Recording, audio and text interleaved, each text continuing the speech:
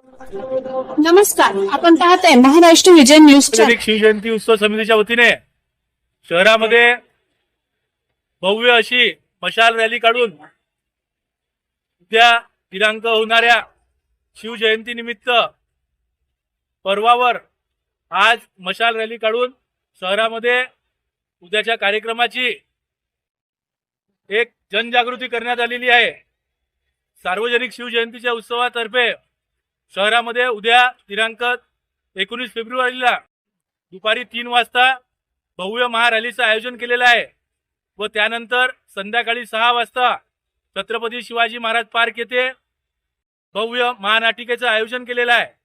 त्या महानाटिकेमध्ये शिवछावा असं नाव आहे आणि आपल्या स्थानिक कलावंतांच्या एक अतिशय सुंदर असं नाटक आहे।